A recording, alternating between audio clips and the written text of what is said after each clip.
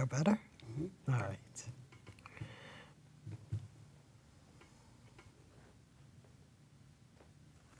What do you want to do after this?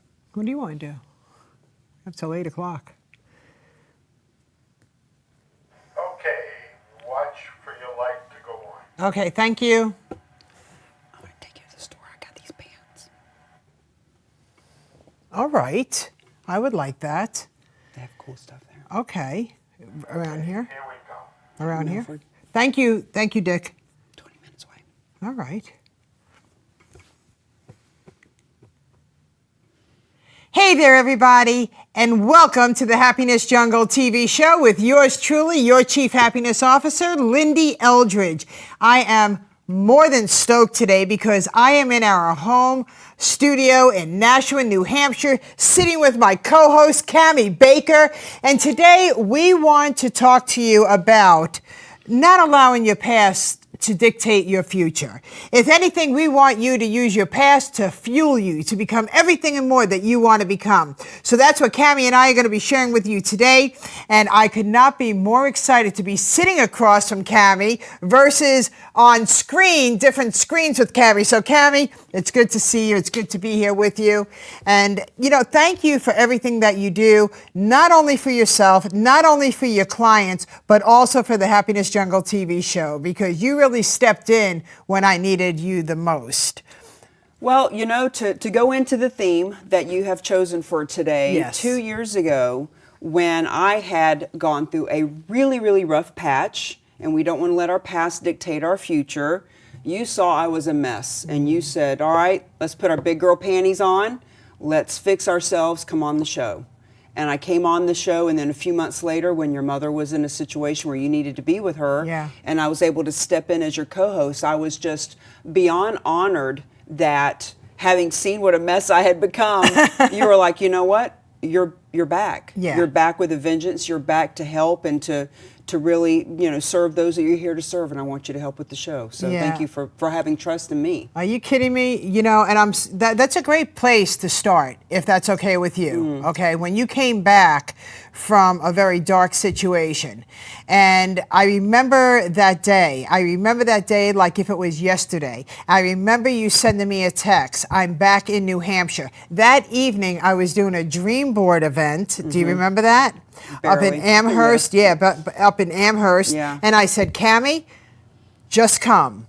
And you were an emotional wreck at that point. But here's why I was so proud of you, because you showed up. You showed up and you started surrounding yourself with the positivity again. And that night was extremely hard on you. And I remember because I was watching you very, very carefully because I could feel it. I could feel the sorrow, the loss, everything that was going on within your body. And I knew that you weren't 100%, but I knew that we could get you 100% back. Well, you know, they say that things don't happen to you, they happen for you. That's right. They happen because of you. Yeah. They happen through you. So when you think about that, you know, so many people could be in a situation like that, in a very negative, hostile personal relationship, and they could be in the oh was me and not have another relationship and be afraid and all of that. But I looked at it as, you know what, I put myself out there. No risk, no reward. Right. And I risked it all, and I didn't get the reward I was looking for. But, you know, I always look for, what can I get out of that situation? It is not a failure as long as we learn and grow from it. And a couple of things that I got from that situation, first of all, I've always been very independent, straight shooter, you know, do what I say what I do. And I had met women over the years, and men, who had been in very controlling, dominating relationships. And if I said to the person, hey, let's go dancing, or let's go to this networking event, or let's go do something, if she were to say, oh, I can't do that, I have to go home, I would always say, girl, put on your big girl panties and just come on. That's right. But after that situation I was in, I have a lot more compassion for people. I know what it's like to be in a situation like that. Yeah. I'm not as quick to judge others. And being that free spirit that I've always been, when you have your freedom taken away, boy, do you appreciate it when you get it back. I felt like a bird whose wings had been cut, and I wasn't able to fly. And I told this person, and I said, you are sucking the life out of my body. My soul is leaving me. Yeah. You have got to let me breathe. And because he wouldn't let me breathe, Right. it was either be completely consumed by that person and just let myself disappear, Right. or get out and save myself. And I chose the latter, and that's why we're here. Yeah, and I love that. You know, my first book, Tears of Fears Behind Closed Doors, I speak about the domestic violence that I was not only brought into it at the age of 18, I married into it. And I speak about how to get out safely. And if you feel like you're chained to love, you should not be chained to love. You should be linked to love. There's complete difference in that, right? So if any of our viewers feel like you are literally chained, you know, that like handcuffs, and you're just, you want it so badly, the love, and yet you're not able to receive it because it's not coming to you. Well, I had a friend of mine during that time. I was very sequestered. I wasn't allowed to talk to my friends. It wasn't that this person said, you can't do it, but they had a very manipulative way of letting me know the consequences if I were to do something. I was never told you can't do it, but I knew that if I did, I knew the repercussion of it, so I just flat out didn't do stuff. Yeah. Including me starting to not look people in the eye. I remember being at the gym and just looking down and not looking people as we passed in the hallway because I was afraid the guy I was with would say, how do you know them? Why are you looking at them? Do you like them? Yeah. What do you want them? Do you want them? Oh, is that who you're texting Right. late at night? So I just quit even looking people in the eye. But this person said to me, Cami, that's not love. Right. I don't know what that is, what it is that you've got going on there, but it's just not love. And, you know, when we talked about this topic for the show, I kind of was thinking of, you know, when I was adopted and growing up and my alcoholism and all that. But I'm kind of glad we've spun into this because it just goes to show. People have said to me, how can someone like you get pulled into something like that? You think of somebody that's weak or weak-minded or just doesn't have self-worth or whatever, being consumed into a relationship like that. But any of us, and to your point, we just want to be loved. Yeah. We just want love. And instead of being embarrassed about the choices that I made, frankly, I'm proud of them. It just goes to show how much of a human being I am, how much I do have feelings, how much I do want to be loved, that I was willing to go to that extreme to find it. And frankly, I'm not jaded, and I'm still looking for it. Yeah, I love that. And you don't know what goes on behind closed doors. So you weren't physically abused. You were mentally abused. And I speak about that in my book because when you're mentally abused, you don't see it coming. You don't even know it's happening. And all of a sudden you fall into the pattern of saying, I'm sorry a lot. That's one of the first clues that there's something not right here. And when you say that, you know, you went to the gym and instead of being Cami, who looks up and wants to just greet everybody just with a friendly hello and brighten everybody's day, it was taken from you silently. And you just wanted to avoid any confrontations and any consequences that were going to happen because the other person had a challenge. It was his challenge, but he went ahead and made it your challenge. Well, and I learned a new term because of all that called gaslighting. Yes. And so for our viewers to, you know, if you find that you're in a relationship where you're questioning your own sanity, maybe he is right. So for me, I wasn't saying I'm sorry, but I was questioning everything that I said and did. I started thinking, well, he was in a 20-year marriage and I've only been in 5-year relationships. Maybe he does know how a relationship works. Maybe this is what it's like to be in a long-term relationship. Maybe I am crazy, or he would say something to me, and then when I would bring up that he said it, he would say, I didn't say that. You know, to the point, and you know, the first couple of times I thought, yeah, you did. But then I got to thinking, well, maybe you didn't. Right. See, so it's that mental, slow abuse that happens. You could see a fist. You could see a fist. You could see something being thrown at you. You know it, you know, and then you bruise on the outside. Well, and for those who have been physically beat, I hope that you don't take this the wrong way, but I often thought, I wish he would just punch me. Right. Because if he punched me, people would see the black eye and they would know what was going on. Yeah. But because it was so malicious. Yes. And so manipulative. On the outside, everybody loved him. He ran the town.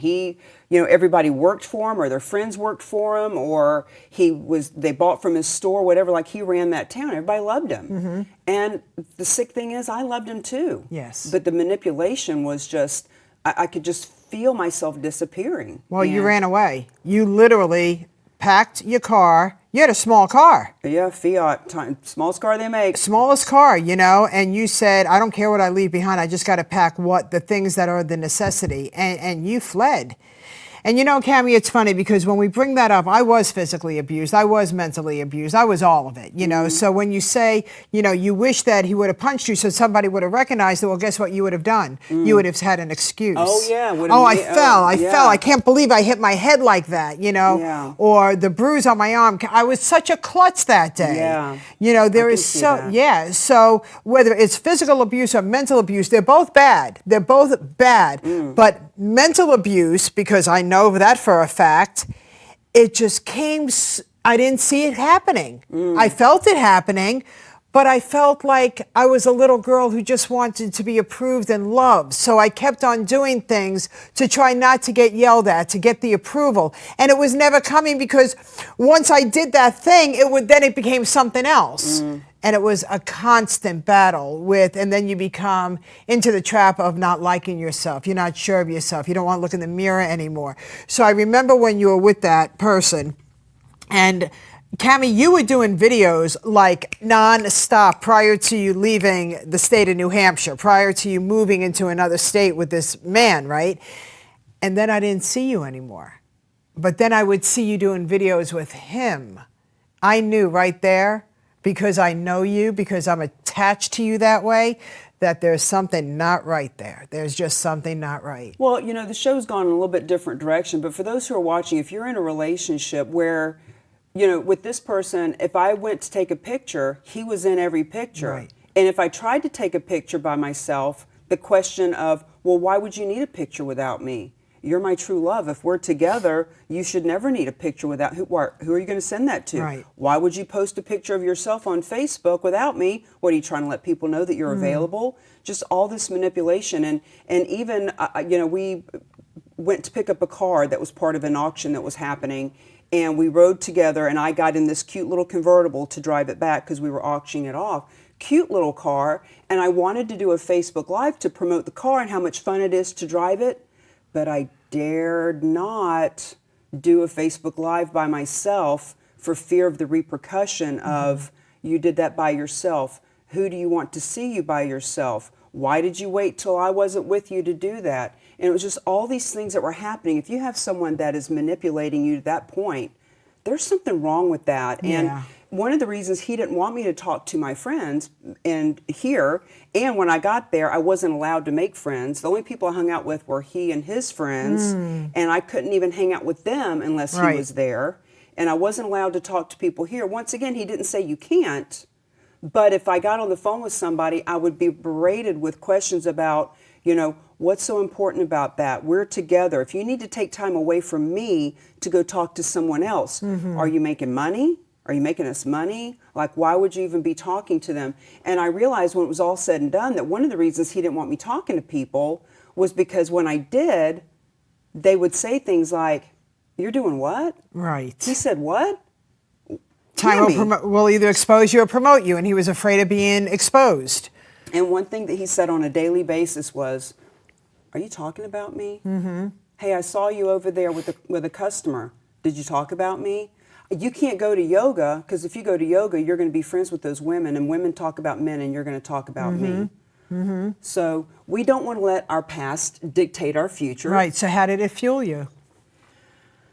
So how did it fuel me? Well, I tell you, experiences help you to see what you want and what you don't want. Right. And I'll certainly see those signs next time. Frankly, I'm still open, and I still know that I deserve love and I want love. And at the same time, I start to notice very quickly if there's dominating or controlling statements made in the first couple of days. I'm like, whoa, red flag, red flag. Right. And let's talk about that for a second, because change is very, very difficult. Okay. So I'm really thrilled that this is the way the show went. Neither one of us knew where this was going to go, but I am absolutely thrilled that this is where it is, because now we want to talk about, okay, we are going to get out of this relationship, and there is a way. Okay, number one, there's a lot of 800 lines, support lines.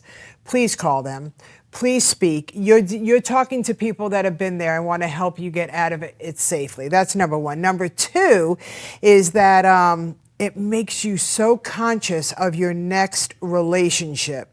Now, prior to you ending that relationship and starting a new relationship, I am asking everybody out there to take a break from a relationship and learn about you. Learn about what it is that you want to do. What are you passionate about? What do you love to do? And then I want you to go out and do those things. I want you to learn about you. I want you to fall in love with you so much that you feel like somebody else is loving you. And don't be hung up on why did he do that? Right. His issue, what he or she, whatever That's right. situation. Yeah, we want to talk about it. We want to vent it. We want to get it out. But for me, I needed to look at what was my part in this. Right. You have to take ownership. Ownership. Yep. What did I do to, now, don't get me wrong, if someone punches you in the face, you shouldn't sit around thinking, wow, I deserve that. That's not what I'm saying. But what was going on in me that had me see red flags, right, but dismiss them, and to move forward anyway? What was so desperate in me that I wanted love so badly that I would do and put up with certain things, you know? And how can I learn from that and not let it happen again? Right, exactly. So it's very difficult when you are starting a new relationship and you're attracted to somebody. And things are going very nicely for the first few days, for the first few weeks. You're hearing things that are kind, and they're nice, and they're present. And then within a matter of time, and I don't know how long that time is, it could be weeks, it could be months, but all of a sudden, here comes time will either promote you or expose you. And the person isn't showing up for you as much as they were. And now you're chasing it again. You're falling back into the pattern, right? I've heard it said that if there's something that you feel like you need to say, and you don't want to say it, that's the thing you should say. Yes. And if there are things that person is doing that you're not telling your friends, then there's a problem with that. If there's something going on in your relationship and you're afraid or embarrassed to talk to your friends about it, what's that all about? Yeah. You know, because when I did talk to my friends, I didn't want them to know that I couldn't go to yoga class. Right. Like Cami Baker couldn't do a Facebook Live by herself. Right. Couldn't go to the bathroom by myself. There were no doors inside the home. Wow. And when I would go to the bathroom, he would go with me. Right. It's crazy, right? So the first thing that we all have to understand is communication is power. And when we learn, I teach a lot of people about communication and how to respond and not react, how to pause and not say what's on your mind. Just duct tape thy mouth and leave it alone, and just because the more that when you're in a situation, when you're in an argument, when two people start arguing and it turns into a yelling match, nobody hears anybody. So I want us to be able to truly control our part, and that is communication. So I know with my former first husband, and he's known as Anus in the Tears of Fears Behind Closed Doors books, because that's exactly what he is. And you know what's really funny, Cami? People don't change, right? You think people change. People don't change. So I was his second wife, and then he got married a third time and a fourth time. But his third wife and myself are very close now, where he kept us separate because he didn't want her to meet me. He didn't want her to see that his wife was really a nice woman, right? The mother of his daughter, right? He didn't want that. So what she heard about me wasn't kind. But then guess what? He started to expose himself. I gave her my book after we met, and she called me after she read it. She said, I just read my life. I just read my story with him. I said, I know you did. And she has grown so much since she's also let go of the poison, right? But communication is so on your side if you allow it to be. Well, communication is key, and I like to bring a lot of different flavors to the buffet. Yeah. Because on one hand, you said, watch what you're saying. You want to choose. You don't want to trigger him. You don't want to trigger the person. You want to choose words. You want to respond, not react. And also, on the flip side of that, I found myself completely unable to talk. Me, right? So we would have it wasn't even really an argument. It was him telling me the law and what was going to happen and trying to get me to talk, but I felt like I was... I couldn't get a word out. Yeah. I would sit on that couch for an hour and have him talking at me. Right. And me just completely shut down. My whole body language changes when I even think about being in that place. And whether I had something to say and I just couldn't find the right words, or whether I was just completely dumbfounded, I was like, I don't know what I can say. Right. Anything I say is going to be picked apart. Nothing is going to be right. It's all going to be pulled the wrong way. And I would just sit there in silence for an hour. And when I needed to get up and go to the bathroom, I would have to tell him, I have to go to the bathroom. I'll be right back. I'm not leaving. I'm not leaving the conversation, because for him, you couldn't just say, you know what?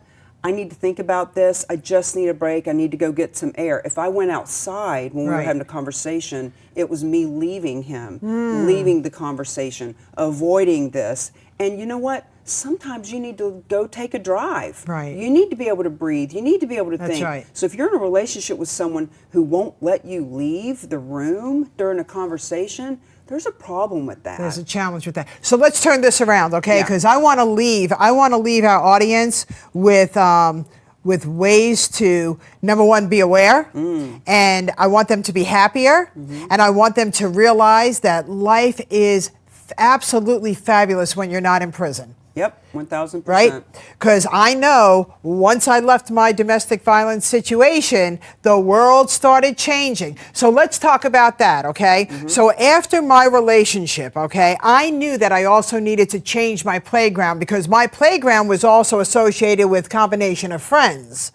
Well, I knew that probably wasn't really a great place for me to be, because then you wish you run into them. And you just do. I mean, it's the craziest thought, but you do, right? Because it's human nature. So the first thing that I want to recommend to everybody is find a new playground. Find people that don't know you. Find people that are going to get to know you, so you get to start a brand new beginning. And there's a lot of ways to do that. Meetup.com, you could get on there. You can list all of the things that you love to do: kayaking, swimming, knitting, skiing, business, right? Anything. I love that you bring this up, because every time I get interviewed, when people say, what's that pearl of wisdom? What's that thing you want to leave with our viewers or our listeners? I always say, change your playgrounds and change your playmates. Yes. Usually it's from the perspective of, if you want to be an entrepreneur, then hang out with entrepreneurs. Right. If you want to be a positive person, hang out with positive people.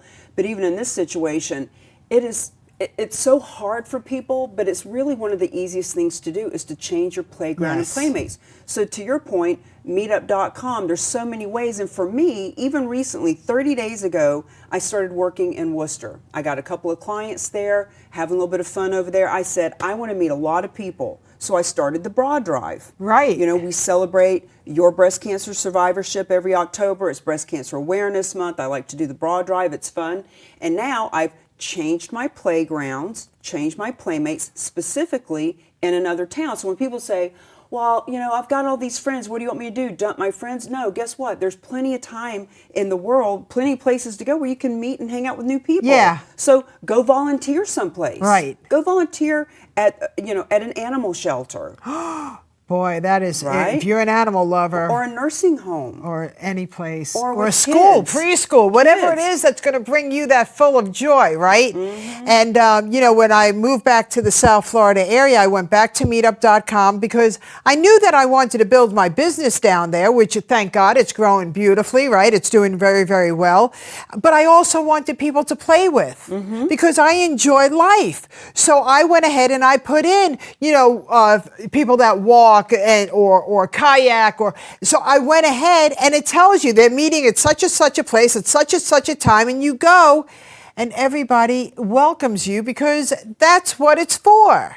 Well, you know, even for me being an alcoholic in recovery, I don't go to the 12-step programs all the time like I did at one point, but when I get to a new area, I go find some meetings because those are like-minded people. And as an addict, when I'm with other addicts who are in recovery, it doesn't matter what state I'm in, what country I'm in. I always, if I walk in that church basement or that conference room, or even in Las Vegas, they have them in hotel rooms. When I walk in there, I'm with my people. Yeah. And I feel at home. I went to Key West about 3 years ago. I was doing a book tour. My book had just come out. I was in Miami. I rented a car. I drove down to Key West. I was seeing another narcissist at the time, and I felt so alone. He wasn't coming to visit like he said he would. And for 4 days in Key West, I went to AA meetings. Okay. Morning and afternoon, I went to these AA. Just gave me an hour with people that I wasn't alone. Right. I just had people that I could communicate with. I could talk about why I was in Key West, etc. Right.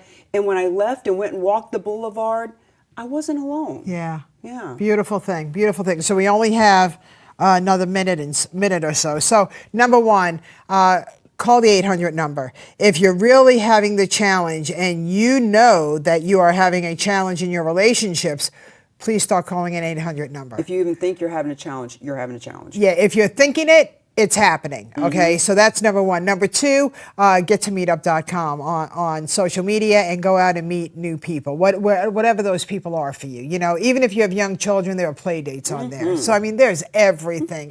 Roller skating, I mean, you name it, it's out there.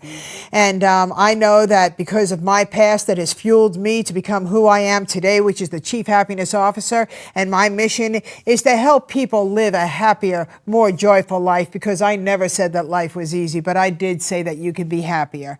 And that is the God's honest truth. And I know I am watching you grow. I am, Cami, you are known all over the New England area and beyond because of who you are. You're very, very authentic. It's because of everything that you went through. So for everybody that's listening to us today, I want you to think about your passion. I want you to think about your past. If you want to contact me, if you want to contact Cami, we are very easy to find on Facebook, Instagram, and LinkedIn. Lyn-Dee Eldridge, Cami Baker, Happiness Jungle, Mingle to Millions. We are here for you. And if you are ready, we will help you with the right direction so you could fuel your tomorrow. What else you got to say? You got 3 seconds. Change your playgrounds to playmates, whether it's meetup or wherever you want to go. Find the people. Whoever has what you want, find them and hang out with them. Amen. Bye, everybody. Have a happy today and tomorrow. It's all up to you.